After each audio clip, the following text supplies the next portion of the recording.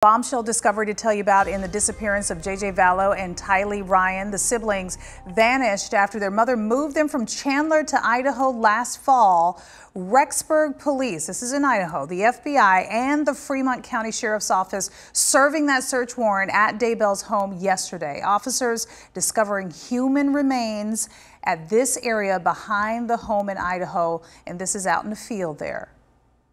Police have now arrested Daybell, the husband of the mother of the two missing children.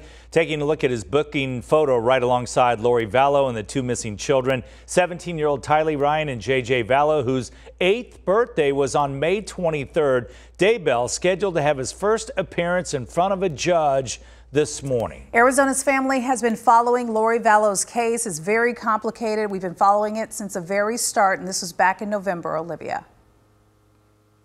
And as we've been running through it this morning, you're reminded of how complex it really is. It's unbelievable. Lori Vallow is already in jail in connection to the disappearance of her two children that we haven't heard confirmation of since September of last year, after she and Chad spent plenty of time off in Hawaii while the kids were missing, with neither one of them giving any indication that they knew where the children were or were willing to help law enforcement. Yeah, that's the part that's so hard to believe. Morgan Lowe joining us now with the latest developments. You've obviously been watching this case from the get-go, even interviewing Lori's mother and sister. And the question I think everybody wants to know the answer to, and I don't know that we know yet, but are these the remains of those two children? Yeah, Scott, Yetta, and Olivia, this is not what people had been holding out hope for. I know a lot of people out there had been thinking maybe the children are hoping that they would be found in a bunker somewhere, or with friends of Lori Vallow or Chad Daybell. But just in the last half hour, we've received some information from Rexburg police and the courts that are shedding some new light on this case. So first of all, the Rexburg Police Department has confirmed that 2 bodies were found in Chad Daybell's backyard. They are confirming that there are 2 bodies found. And then the question is, so who are they? Are they the missing kids? So this is the court paperwork, the criminal complaint filed against Chad Daybell. He is set to appear in court in a half an hour to face these charges, and they give us some additional clues. So he is being charged with 2 counts of destruction, alteration, or concealment of evidence. That's a felony. But if you look here at what the charges state in the description, it says that Daybell on or between the 22nd day of September 2019 and June 9th of 2020 did willfully conceal and or did aid or abet another to willfully conceal human remains. So the key there is that date, 22nd of September. We know that Tylee Ryan was last seen at the end of September of last year. So that leads us to believe that investigators believe one of those bodies is that of Tylee.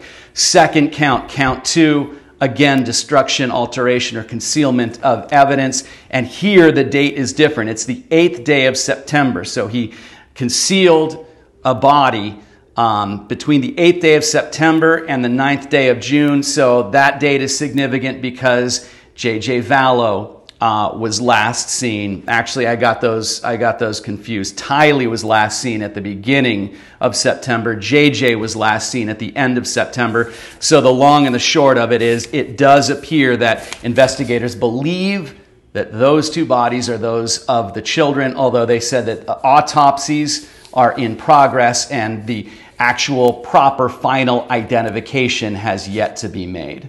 Hey, Morgan, did you get any idea or hear anything on why they decided to go ahead and dig on that property and found the remains?